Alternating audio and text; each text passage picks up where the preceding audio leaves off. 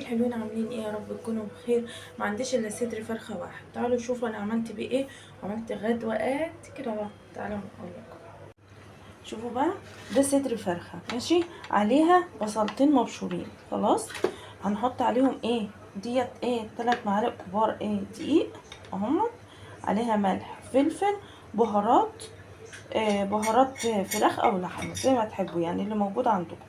بس وهناخدها بقى طحنه في المطحنه. وهجيلكوا تاني وصينيه البطاطس اللي هي بالطماطم على على البوتاجاز عادي.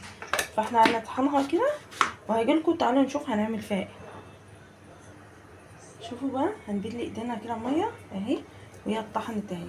هنبتدي ان احنا نعملها كور كده اهي، ونحطها كده لغايه ايه اما صينيه البطاطس تبتدي ان هي ايه، يعني تدخل في السوا قوي، يعني كده تبقى حلوه.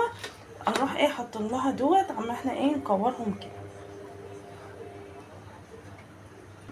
شوفوا يا حبايبي، دي صينيه البطاطس اهي، ونروح بقى حاطين فيها الكور اهي. شوفوا هي يعني داخله في السوا. بس كده هنقلبها اهو. وبعدين هنحطها ايه على على من ورا كده، على الهادي كده اهو. بس كده. شوفوا، شايفين الجمال؟ شايفين الكفته كانت عامله ازاي؟ تحفه. مع بقى حبه رز مع شويه مخلل، الدنيا يعني هتتظبط وهتبقى زي الفل.